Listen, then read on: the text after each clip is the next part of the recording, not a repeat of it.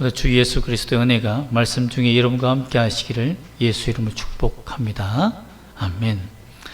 여러분, 하나님은 상처받고 고통받는 자들을 어떻게 생각하실까요? 상처받고 영적으로 무기력해진 자들을 하나님은 어떤 태도로 대하실까요? 하나님이 누구인지 참 알고 싶지 않습니까? 그런 상처받은 사람을 향하여서 하나님은 어떻게 역사하시는지, 참 고통과 아픔에서 참 주님을 만날 수 있는 오늘 이 시간 되시기를 예수 이름으로 축복합니다. 아멘.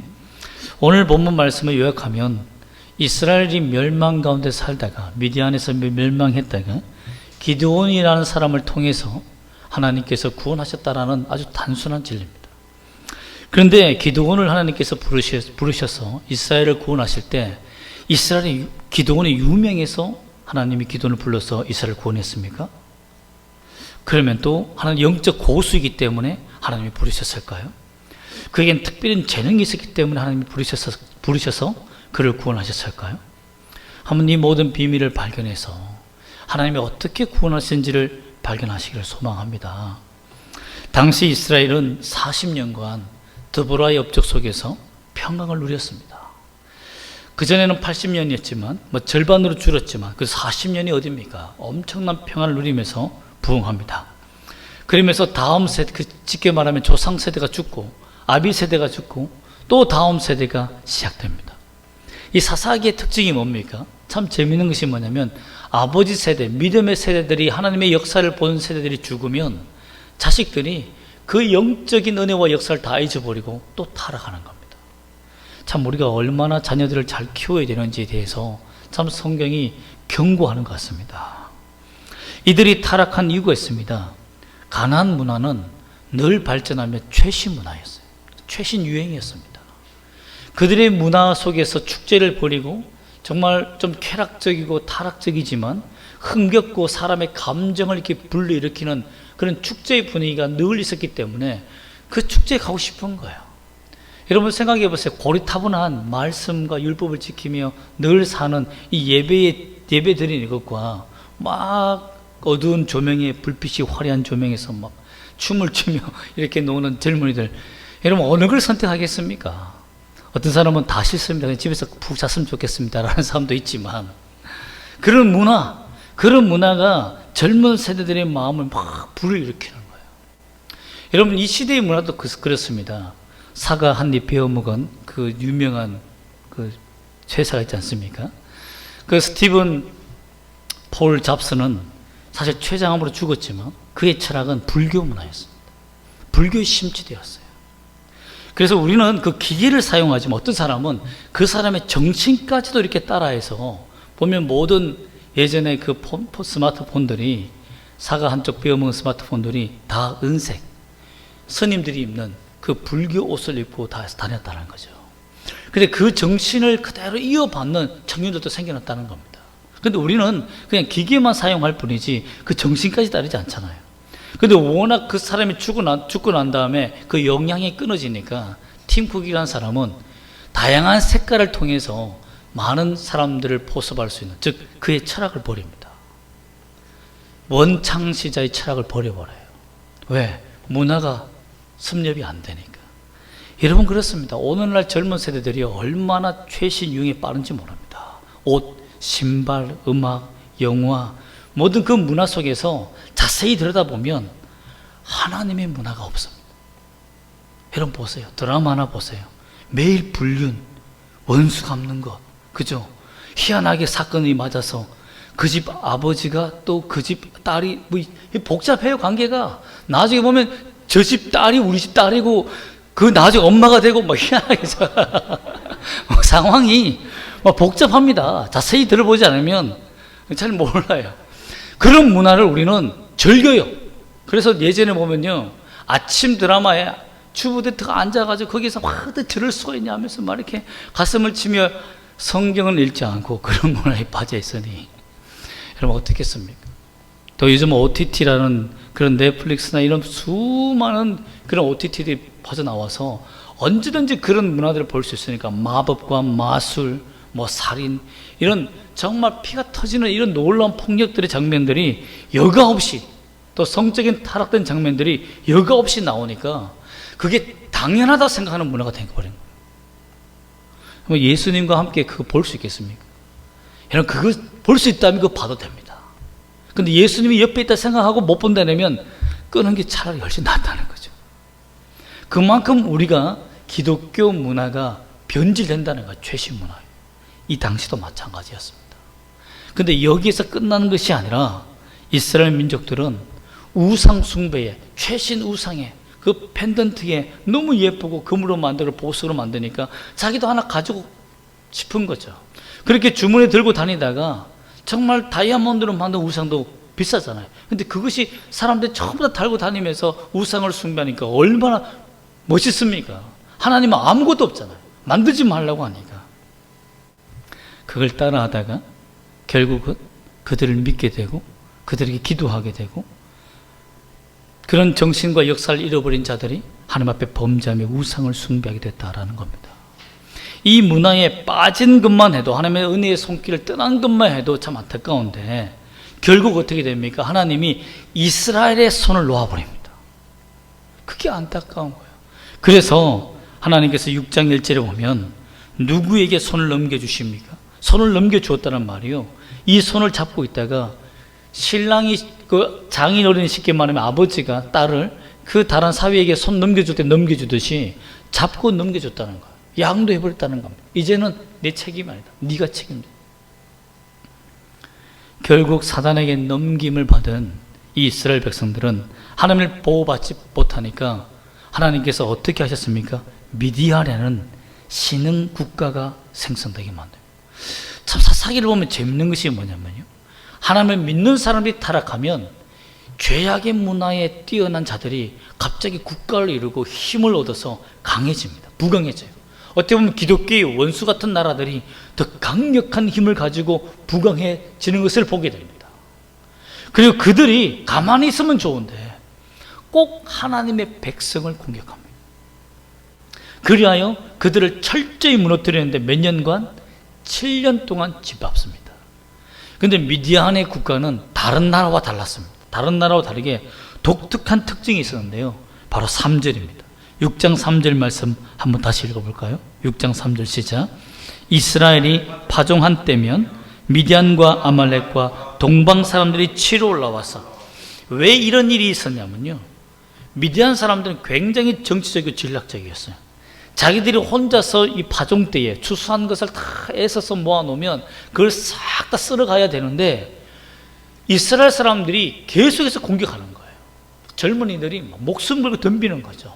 그러니 자기 군사들이 피해를 볼 수 있으니까 완전히 쓸어버리기 위해서 동맹을 맺은 겁니다. 그래서 아말렉이나 또 옆에 있는 동방의 이방인 사람들까지, 즉 자기 국가가 아니고 국가 형성도 짓지 않는 용병들까지 다 불러서 완전한 정말 벌떼처럼, 여기 보면 메뚜기처럼 밀려와서 그들의 식량을 다 가져왔다는 거예요. 자, 보세요. 7년 동안 그 땅의 농사를 다 쓸어갔다 그러면 그 땅은 어떻게 되겠습니까? 완전 거지가 됐겠죠. 그러면 사람들은 어떻게 될까요? 참, 여기에 학자들이요, 사람이 굶주리면 어떻게 변한지에 대해서 조사한 사람들이 많습니다. 북한 사람을 대상으로 조사한 리포터도 참 많은데요, 사람이 굶주리면요 아무것도 생각하지 않고 오직 먹는 데만 집중되고 내가 먹고 살기에만 급급한 이기적인 사람으로 바뀐다는 거예요. 그래서 무엇인가 뺏기면 화를 내고 분노하며 서로가 적이 되어서 내 거 이렇게 산다는 거예요. 꼭 어떤 장면이냐면, 교도소에 보면 여러분 먹을 때 교도소인들이 어떻게 먹습니까? 이 팔을 가리고, 요즘은 편하게 먹지만 좀 이렇게 범죄들이 있는데 팔을 가리고 먹어요. 그리고 허겁지겁 먹어요. 왜? 빼앗아 먹을 거예요. 꼭 그렇게 사람들이 변한다는 거예요. 그래 보면 영적 상태를 비폐해졌을 때 이스라엘 민족들이 겪었던 고통은 육체적인 비폐까지, 성격까지 파괴되어서 그렇게 살게 되었다는 겁니다. 이러니 미디안이 그들을 지배하기 쉬운 거예요. 자신들의 노예로 만들기 위해서 먹을 것을 배급해 주면서 내 말 잘 들으면 먹을 거 줄게라고 하는 거죠. 그럼 거기에 사람들이 목매다는 겁니다. 내게 먹을 거 주세요. 미디안에게 완전히 노예가 있는 거죠. 그래서 진짜 강력한 국가들이 정말 사람들 비참하게 만들고 노예로 만들기 위해서는 먹는 것과 채찍으로서 그들 다스립니다. 그러면 그게 길들여지면 다시는 전쟁할 마음, 일어설 마음을 잃어버린 것이죠. 이러한 이스라엘의 삶을 보면 정말 비참합니다. 정말 비참해요. 집터에서도 살지, 2절 말씀 보면 집터에서도 살지 못하고 자기 집에서 살지 못하고 어디로 도망가서 삽니까? 산이나 동굴에서 피해서 살았습니다. 여러분, 참 축축하고 추운 그 동굴 속에서 피해 다니면서 배고파 굶주리면서 밤만 되면 정말 짐승처럼 기어 나와서 땅에 뭐 떨어질 것이 없나라고 이렇게 보면서 그걸 먹는다는 거예요. 오늘 기도원도 보면 하나님을 만나기 전에 밀을 포도주 틀에서 몰래 가져와서 밤에 나와서 까고 있는 거예요. 그런 비참한 인생이 이스라엘의 모습이었다는 겁니다. 그러니 누가 하나님의 은혜, 이 땅에 하나님의 은혜가 있다라고 생각하겠습니까? 어떤 사람이 이때에 경건하게 살려고 하고 거룩하게 살려고 하겠습니까? 전혀 그렇게 살 마음이 없는 거예요. 다 먹기 위해서, 살기 위해서 목숨 걸고 서로서로가 적이 되어 사는 이 시대에, 7년 동안 그런 시대에 누가 하나님을 찾겠습니까? 아무도 찾지 않았다는 겁니다. 이렇게 비참하여 점점 나라가 망해져 갈 때, 이제는 먹는 것도 없어서 서로 죽여야만 사는 그런 시대가 되었을 때에만 6절 말씀에 은혜가 임합니다. 한번 읽어볼까요? 시작. 이스라엘이 미디안으로 말미암아 궁핍함이 심한지라 이에 이스라엘 자손이 여호와께 부르짖었더라.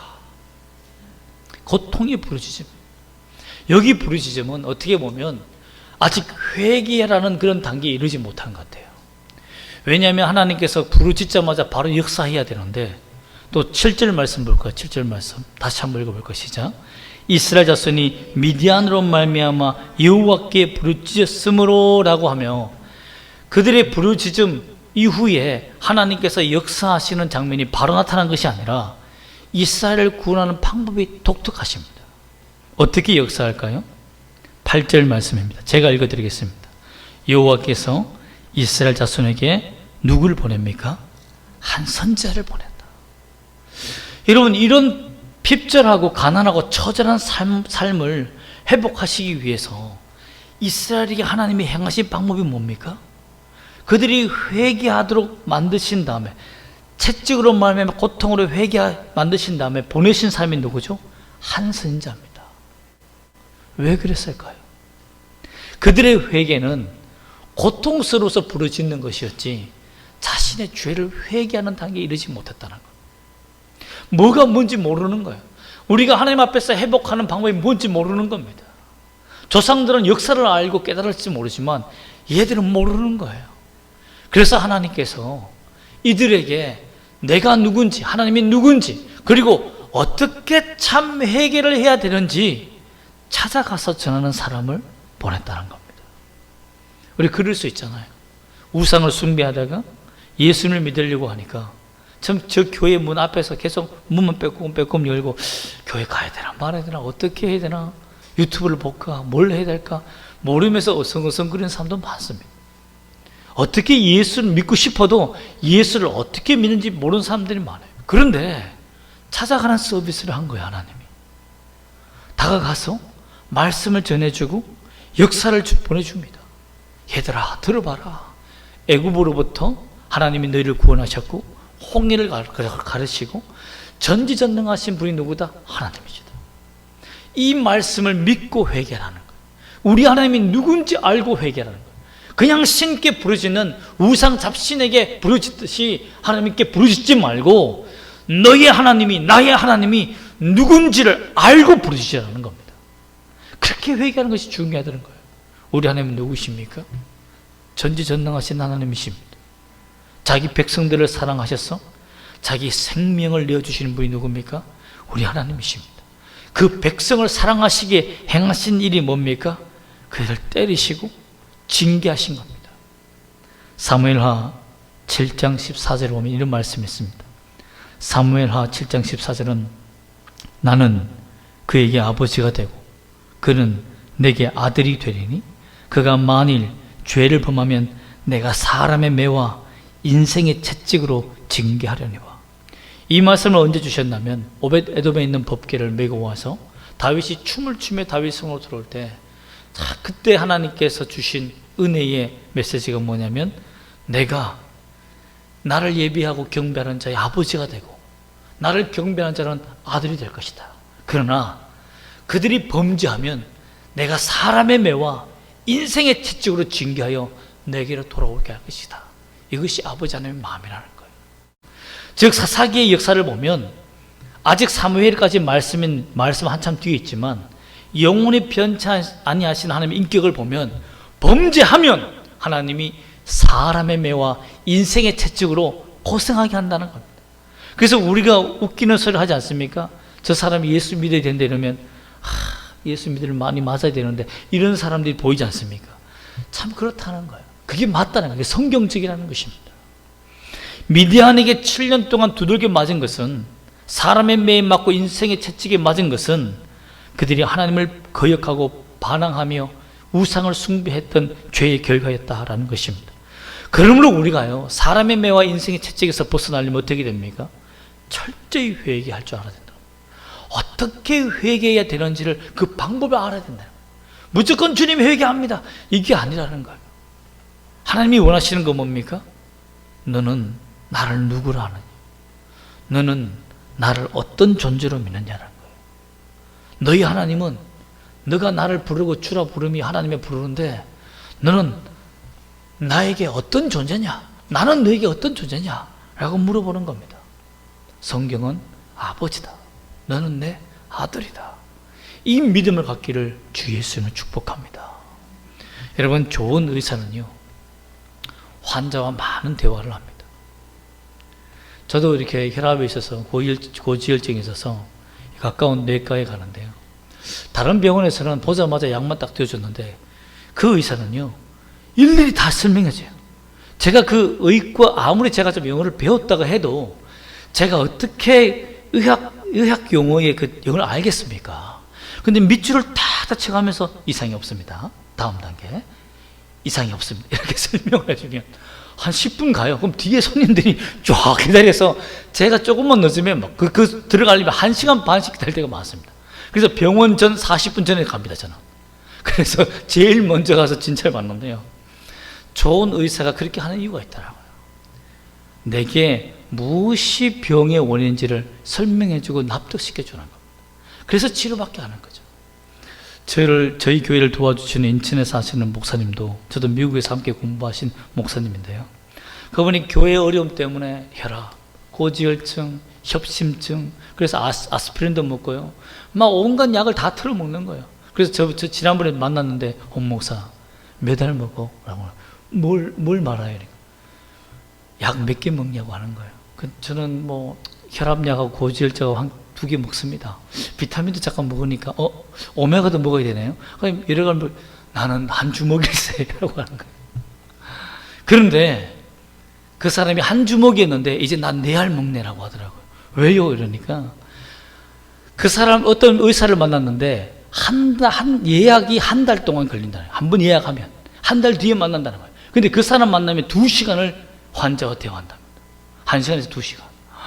그 사람을 위해서만 하는 거예요. 그런데 머리끝부터 발끝까지 다 설명해서 이해해 주는데요, 나중에 좋은 의사를 만나서 딱 보니까 협심증 약과 아스피린을 다 끊었다는 거예요. 왜 이러니까요, 원인이 이 대장에 꼬여있는 10년 동안 배출하지 않은 큰 변 때문에 이 심장이 눌려서 협심증처럼 생긴 것이지, 이것만 해결되면 괜찮습니다라고 하는 거예요. 그걸 몰랐던 거예요. 여러분, 참 좀 더러운 얘기지만 그랬다는 겁니다. 그래서 이 문제, 이 대변의 문제만 해결되니까 만사형통이었다는 거예요. 여러분, 잘못된 의사를 만나면 뭡니까? 약만 정말 엄청나게 먹어야 되는 겁니다. 여러분, 그처럼 우리 인생에 문제를 해결할 수 있는, 영적인 문제를 해결할 수 있는 분이 누굽니까? 우리 하나님밖에 없습니다. 주 예수 그리스도밖에 없습니다. 그분을 정확하게 만나야만 내 인생의 문제를 해결할 수 있는 거예요. 내 죄의 문제를 해결할 수 있는 겁니다. 그래서 하나님이 할 수 없으니까, 내가 찾을 수 없으니까 어떻게 합니까? 한 선제를 보낸 것처럼 우리 예수님을 우리에게 보내주신 거예요. 찾아와 주신 겁니다. 믿기만 하면 구원받을 수 있도록 하나님이 배려해 주신 거예요. 어떤 조건도 우리에게 없습니다. 만약에 여러분 1,000만 원 바쳐야, 매달 1,000만 원 바쳐야 구원 얻는다면 구원 얻을 수 있는 사람 있습니까? 아무도 없습니다. 똑똑해야, 이 성경, 모세오경 다 암송해야 구원받는다면 할 수 있습니까, 여러분? 아무도 못할 겁니다, 여러분. 믿기만 하면 구원받는다. 여러분, 여기에 얼마나 큰 자유가 있습니까? 여러분, 이렇게 하나님께서 이스라엘 민족을 구원하기 위해서 한 사람을 보내어서 역사적인 교육을 하고 성경 교육을 해서 그들의 마음속에 하나님 앞에 어떻게 해야 되는지를, 어떻게 회개해야 되는지를 먼저 알려주십니다. 그 다음에 하나님이 또 한 사람을 찾아갑니다. 이스라엘의 강력한 군대를 이끌 수 있는 사람을 찾아간 것이 아닙니다. 상처받고 아픔이 많은 한 사람을 찾아갑니다. 12절과 13절 말씀 한번 읽어볼까요? 12절과 13절 시작. 여호와의 사자가 기드온에게 나타나 이르되 큰 용사여, 여호와께서 너와 함께 계시도다 하매, 기드온이 그에게 대답하되 오 나의 주여, 여호와께서 우리와 함께 계시면 어찌하여 이 모든 일이 우리에게 일어났나이까? 또 우리 조상들이 일찍이 우리에게 이르기를 여호와께서 우리를 애굽에서 올라오게 하신 것이 아니냐 한 그 모든 이적이 어디 있나이까? 이제 여호와께서 우리를 버리사 미디안의 손에 우리를 넘겨주셨나이다 하니. 여러분, 우리가 대화를 할 때요, 상처받은 사람과 대화를 할 때 그 말의 깊은 의미를 잘 간파하는 것이 좋은 상담가 아닙니까? 지금 이 기드온은 하나님을 믿지 않는 사람입니까? 믿는 사람처럼 보입니까? 믿는 사람처럼 보입니다. 그죠? 그런데 그의 마음에 뭐가 가득해 보입니까? 하나님에 대한 원망이 가득해 보입니다. 여러분, 원망이 가득한 사람 만나본 적 있습니까? 자식들이 부모에게 엄마가 어떻게 이럴 수 있어? 아빠가 어떻게 이럴 수 있어? 라고 할 때 그 원망은 자식이 부모를 열심히 믿고 사랑했는데 뭔가 부모에게 섭섭한 점이 있었기 때문에 원망하는 겁니까? 남의 사람이니까 원망하는 겁니까? 여러분, 믿고 사랑한 사람이요, 배신당했다 생각되면 더 상처받는 겁니다. 기드온의 마음은 어떤 마음이냐면 믿음이 없는 마음이 아니에요. 하나님의 역사를 믿어요. 하나님의 은혜를 믿습니다. 하나님이 어떤 분인지 알아요. 그런데 하나님 앞에 나아갈 수 없는 그 상처가 뭐냐면 어떻게 하나님 이럴 수가 있냐는 겁니다. 하나님을 믿고 의지하고 살았는데 나라가 망한다니 말이 됩니까? 물론 다른 사람들은 축제를 벌리고 우상을 숭배하고 살았지만 자기는 뭡니까? 하나님을 열심히 섬기고 살았다는 거예요. 그런데 동일하게 모든 백성과 나라가 망해서 자신도 이렇게 얻어먹고 살며 정말 밀을 포도주틀에서 숨어서 가서 먹는 이런 비참한 인생을 왜 살게 하느냐 이겁니다. 하나님 어떻게 이럴 수 있습니까? 어떻게 나를 망하게 할 수 있습니까? 여러분 중에도 하나님을 믿고 섬기고 열심히 기도하고 했는데 나는 안 된다, 나는 왜 이럴까? 우리 집안은 왜 이러지? 이러면 여러분 하나님 마음속에 불쑥불쑥 올라오는 원망이 생기지 않겠습니까? 그렇습니다. 그러면 여러분 잘 이해를 해야 되는 거예요. 자식이 부모를 원망하고 막 우시고 덤벼들고 이렇게 막 독사의 눈을 뜨고 덤벼들면, 야, 얘가 나를 너무 사랑했구나, 내가 이 사랑을 몰랐네, 이렇게 생각해야 되지, 이 자식이 믿음이 사랑이 변했어 이렇게 생각 안 된다는 거. 여러분, 그래요. 부모가 만만하니까, 그리고 부모에게 사랑을 주고, 나도 그동안 부모 말씀 잘 따르고 살았다고요. 아빠가 시킨 다 했잖아요. 엄마가 시킨 다 했잖아요. 근데 요즘 왜 안 들어주시는 거예요? 이런 것이지, 이런 것이지. 사랑했기 때문에 상처받는 거예요. 사랑했기 때문에. 하나님이 그 마음을 아신 거예요. 그러니까 주님이 오셔서 이 기도나 하고 혼내는 것이 아니라 그에게 큰 용사요, 큰 용사이라고 칭찬해주고 격려해 주신 이유가 뭡니까? 네 마음 안다는 거예요. 너가 날 너무 사랑했기 때문에 상처받은 건 나 안다. 그래서 혼내지 아니하시고 그 사랑을 부어주십니다. 어떻게 부어주십니까? 14절 말씀 한번 읽어볼까요? 시작. 여호와께서 그를 향하여 이르시되 너는 가서 이 너의 힘으로 이스라엘을 미디안의 손에서 구원하라. 내가 너를 보낸 것이 아니냐 하시니라. 여러분, 여기서 이 너의 힘, 너의 이 같은 힘이라는 말입니다. 기도는 지금 힘이 있습니까? 없습니까? 전혀 없어요. 그런데 하나님이 큰 용서라고 부르며 이 같은 너의 힘으로 구원하라. 뭐 장난치는 것도 아니고 나를 어떻게 보고. 그래서 기도원이 이렇게 말합니다. 아니, 오해하신 것 같은데 저는 므낫세에서 가장 작은 지파 중에서도 가장 작고 내 아버지 집에서도 가장 작습니다. 즉 이 말은 뭐냐면 나는 정치적인 리더십도 있는 것도 아니고요, 군사를 동원할 수 있는 능력도 있는 사람이 아닙니다. 그렇다고 똑똑한 사람도 아니에요. 그리고 작다라고 표현해요. 가장 작다. 뭐죠? 키도 작고 힘도 작다는 거예요. 형제들을 내 힘으로 이렇게 내 말 따르라, 전쟁하러 가자, 이게 안 된다는 겁니다. 여러분 생각해 보세요. 지금 하나님께서 여러분에게 딱 임재해서 자, 북한과 싸우기 위해서 군대를 모아라 이러면 여러분 뭐라 하겠어요? 사탄아 물러가라 이렇게 말하지, 거기에서 마음에 나고 갈 사람 아무도 없습니다. 여러분, 아무도 없어요. 지금 기도원의 입장이 그런 입장인 거예요. 그리고 상처투성이, 하나님에 대한 원망이 이만큼 있는 사람이 어떻게 나가겠습니까? 그러니까 퉁퉁 대는 거죠. 안 가겠다고. 가장 작습니다. 뭘 보고 나가겠습니까? 그런데 하나님이요, 참 하나님이 여기 인격이 보입니다. 그렇게 자신에게 상처받고 하나님 때문에 상처받은 사람에게 다가가서 16절 말씀 한번 읽어볼까요? 하나님의 마음을 생각하며 읽어봅시다. 시작. 여호와께서 그에게 이르시되 내가 반드시 너와 함께 하리니 내가 미디안 사람 치기를 한 사람을 치듯 하리라 하시니라. 이 말씀이 뭡니까? 기도원은 괜찮다. 너 모습 그대로 내가 다 받아줄게. 내가 너의 지금 이 같은 모습으로 이스라엘을 구원할게. 강한 힘이 필요한 것이 아니다. 똑똑함이 필요한 것이 아니다. 너의 능력이 필요한 것이 아니다. 그죠? 내가 너와 함께하면 너 승리할 수 있다. 내가 너 상처하라.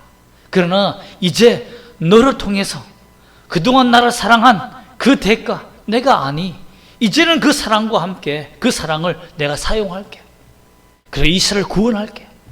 하나님이 역사하신 겁니다. 이런 것을 보면요, 완전히 저와는 반대입니다.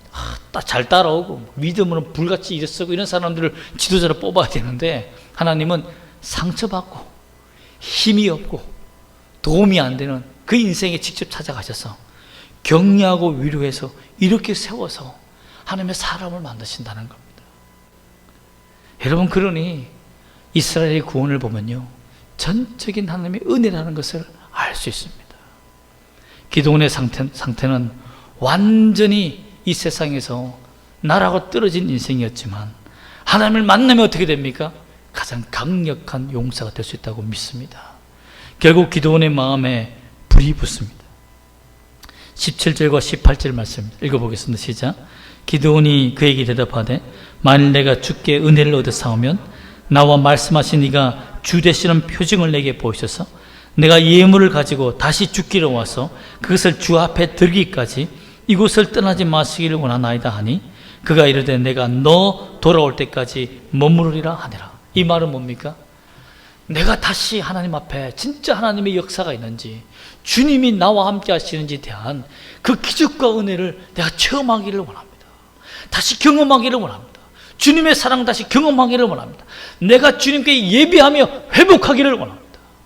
그 예배를 당신이 진짜 받으시는지 그 표정을 내게 보여달라는 거예요.